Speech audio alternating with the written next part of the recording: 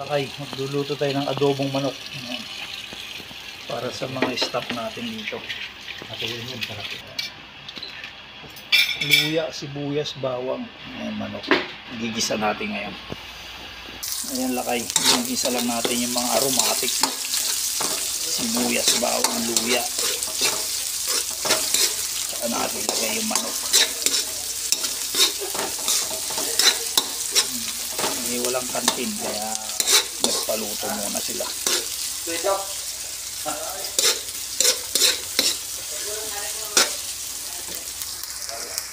Ayan, lakay.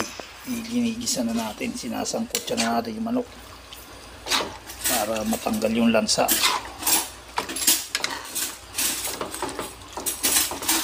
Ayan.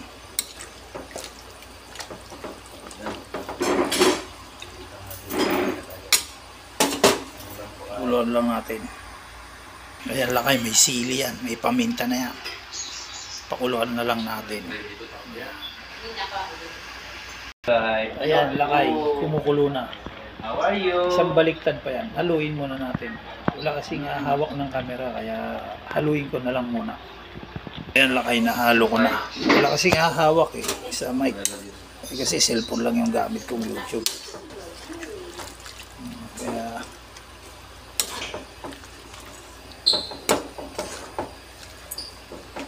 may pagkulo niyan, takpan, wala tayong pantakip. Hanap ako ng pantakip. Ayan, lakay. Babawasin natin yung sabaw niya, dumami. Para malagyan natin ng toyo. Ayan, lakay. May kulay na. Ayan, mapatutuyo na lang natin to. So, ayan, lakay. Ang finished product ng adobo natin. Kunting iga-iga na lang yan. Haluin na natin. Yan, kunti na lang yung sabaw niya. Yan. Yan ang ulam namin ngayon dito.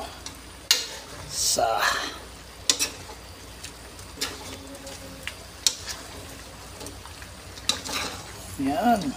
Adobo talaga. Kaso nga lang, hindi siya manghang kasi kulang ang sili.